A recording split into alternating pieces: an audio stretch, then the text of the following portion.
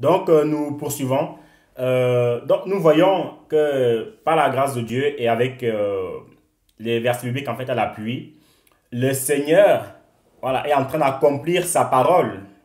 Quand nous lisons Ésaïe 9, verset 5, c'est complètement en fait, ça s'emboîte avec Jean 3,16, que Dieu a tant aimé le monde qu'il a envoyé son Fils unique pour que quiconque croit en lui ne périsse point, mais qu'il ait la vie éternelle. Ça veut dire quoi? Ça veut dire que Jean avait aussi reçu la révélation, et voilà pourquoi il a pu le dire.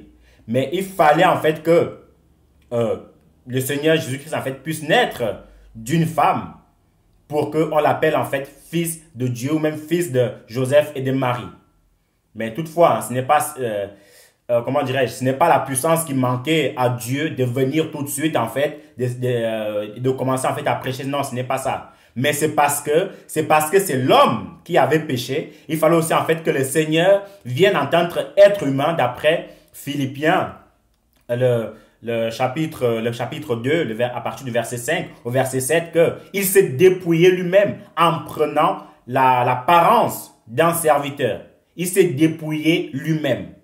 Voyez un peu. Donc maintenant, au niveau des autres passages du Nouveau Testament, où le Seigneur Jésus en fait a dit que moi et le Père, nous sommes un. En fait, il est juste en train de dire que, voilà, j'ai été envoyé en tant que fils et conformément à la parole de Jean, je me reconnais comme fils de Dieu. Voilà pourquoi je ne peux me faire égal à Dieu. Voyez un peu. Et quand il est ensuite en train de dire, en train d'expliquer aux pharisiens que Abraham a vu mon jour, il a tressailli de joie, les pharisiens vont lui poser la question, attends, mais tu rigoles ou bien? Tu n'as même pas encore 50 ans, tu te dis que tu connais Abraham. Et Jésus va leur répondre, avant qu'Abraham fût, je suis. Et Abraham a tressailli de joie quand il a vu mon jour.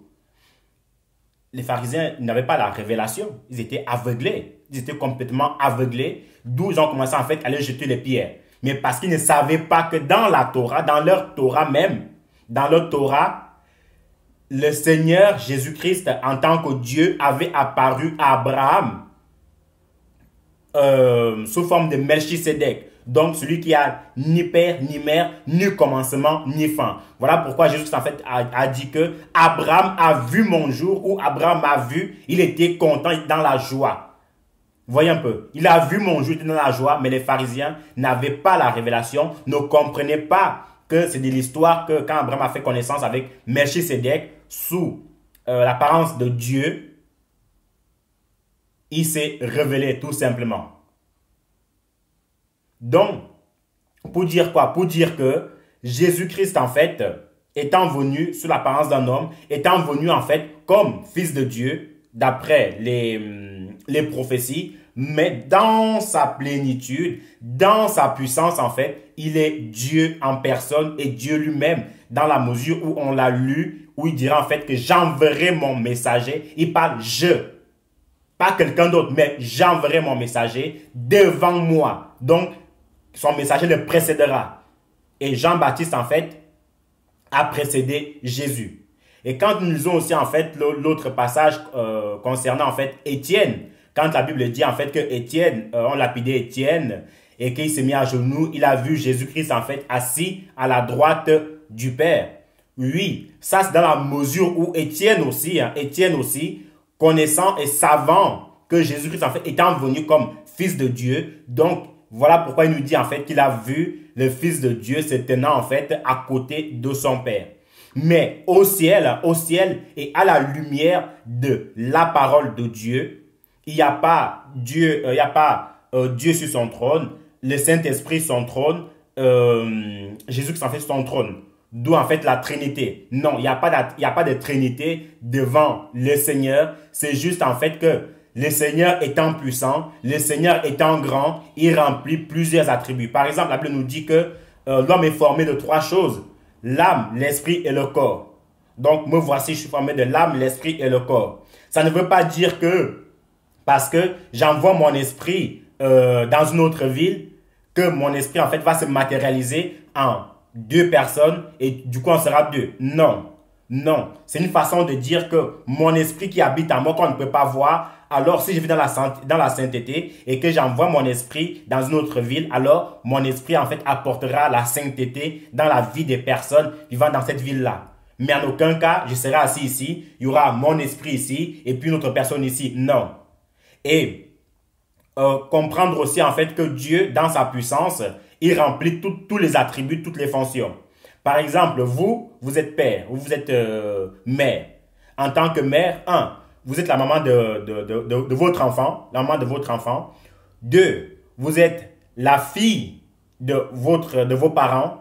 3, vous êtes l'épouse de votre mari. 4, si vous travaillez, vous êtes employé de votre patron. Donc, vous faites en fait 4 attributs. Et dans ces 4 attributs-là, on ne voit pas 4 personnes. On ne voit pas que, voilà, je suis ici. Et puis, il y a encore quelqu'un qui est papa, qui est fille de quelqu'un ou employé de quelqu'un. Non. Non. C'est juste en fait que vous êtes une seule personne et vous remplissez en fait plusieurs attributs. Et c'est ce qu'en fait le Seigneur veut nous faire comprendre qu'il est Dieu et en tant que Dieu, il pouvait venir, il est pas qu'il pouvait, mais il est venu sur cette terre sous la forme de Jésus-Christ. Il est venu en fait sous la forme d'un homme parce que les Écritures en fait l'avaient annoncé qu'il viendrait en fait en tant qu'enfant et qu'il devait grandir et puis ainsi de suite, ainsi de suite.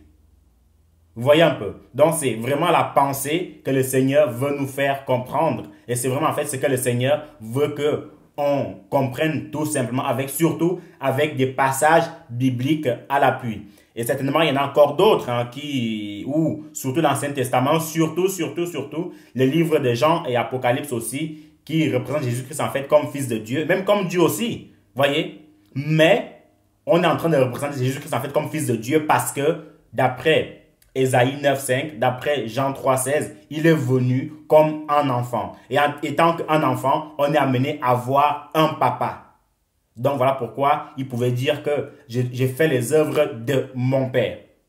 Et je vais encore plus loin.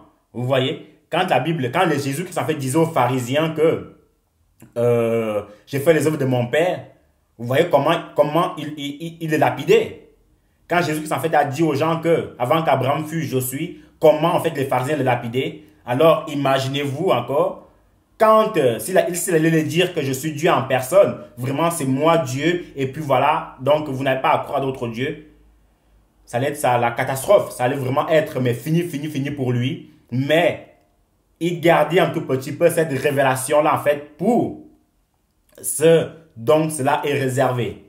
Maintenant, comme j'ai dit, je ne suis pas en train de dire que ceux qui disent que ceux qui assinent, ceux qui disent 100%, 1000% que Jésus-Christ n'est pas Dieu sont dans l'erreur. Non, ce n'est pas ce que je suis en train de dire. Je suis juste en train de dire que après votre vision sur tous les thèmes, sur toutes les parties que je viens de faire par la grâce de Dieu, sur ces thèmes, Jésus-Christ est-il Dieu? Il est important d'aller de nouveau méditer ces passages bibliques et de vous laisser convaincre par le Seigneur. Ce n'est pas moi qui convainc, ce n'est pas le pasteur qui convainc, ce n'est pas l'homme de Dieu qui convainc, c'est le Saint-Esprit en fait en nous qui convainc. Parce que si vous mettez votre foi dans ce que je dis là et que ce n'est pas ça, vous risquez de rendre compte au Seigneur.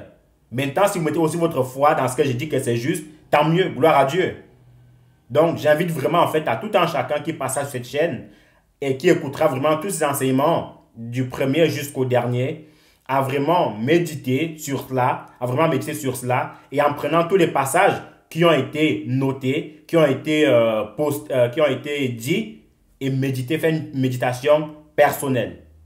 Vous voyez un peu. Mais pour ma part, au départ, moi aussi, je croyais cela parce que je m'arrêtais beaucoup plus en fait sur l'Ancien Testament. Parce que si on s'arrête qu'à l'Ancien Testament, donc à la fin du film, le début du film, donc la genèse du film, si on ne s'est pas vraiment renseigné à la genèse du film, on risque de louper beaucoup de choses.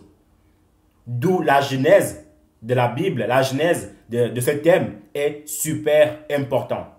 Moi, ce qui m'a beaucoup plus encore convaincu, c'est plusieurs les éléments. Le premier élément, c'est comme il est écrit dans Ésaïe 55, du verset 4 au verset 6, où la Bible dit en fait que Ésaïe prophétise en disant il viendra lui-même et vous sauvera.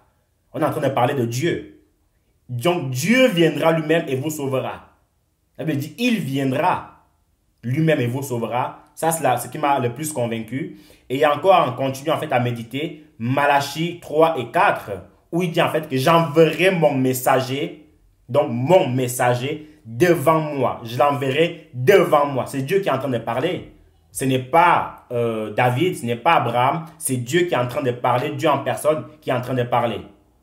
Donc ça, c'est la première conviction. La deuxième conviction, c'est que si Dieu avait vraiment en fait un fils, si Jésus était vraiment le fils de Dieu et non Dieu, bah, le Seigneur nous aurait dit dans l'Ancien Testament qu'il a un fils qui s'appelle Jésus-Christ. Parce que aucun parent ne peut chasser, ne peut cacher ses enfants à d'autres personnes.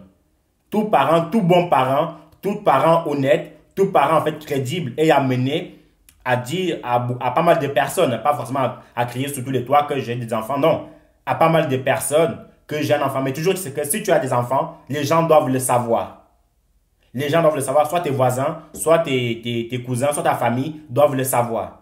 Mais s'ils ne le savent pas, c'est que tu as l'air suspect et le Seigneur, lui, n'est pas suspect. Lui, fait toujours toutes choses, en fait, à la lumière. Il a fait les choses à la lumière en ne disant pas à ses serviteurs qu'il n'a pas de fils. Et c'est ce qui est vrai. Il n'a pas de fils dans la mesure où il aurait dit dans l'Ancien Testament, il aurait dit, mais il a des fils dans la mesure où quiconque croit en lui, quiconque le reçoit, devient en fait son fils tout simplement. Vous voyez un peu. Donc, frères et sœurs, pour ma part, je pense que j'ai fini sur ce thème. Jésus-Christ est-il Dieu? Voilà, Jésus-Christ est-il Dieu? Que le Seigneur soit béni, que le Seigneur soit glorifié. Ça me ferait plaisir si vous le souhaitez. Donnez aussi en fait vos avis, mais surtout avec des versets bibliques en fait à l'appui, qui peuvent en fait peut-être prouver le contraire. Maintenant, je ne suis pas en train de dire que voilà le débat est ouvert parce qu'en toute honnêteté, j'ai pas le temps au débat, j'ai pas le temps à perdre au débat. Vous donnez en commentaire, je peux vous répondre par la grâce. Même d'autres personnes en fait pourront vous répondre, mais faire des débats, non. La Bible dit qu'il faut repousser les discussions folles et inutiles. Donc moi, je trouve que les débats, ce sont des choses folles et inutiles pour ma part. Peut-être des autres peuvent trouver que c'est intéressant. Ça, c'est eux qui voient. Mais pour ma part, il y a beaucoup de choses à faire. Il y a des âmes à sauver au dehors. Il y a la Bible à lire. Il y a la prière à faire. Il y a beaucoup de choses à faire. Donc, pas trop le temps au débat. Donc, que le Seigneur vous bénisse abondamment. Que son nom soit loué. Priez aussi beaucoup pour moi, pour que le Seigneur me donne les forces nécessaires pour continuer en fait à tenir bon en tout temps et en toutes choses. Bonne journée à vous et puis on se retrouve tout à l'heure pour le prochain thème. Bye bye.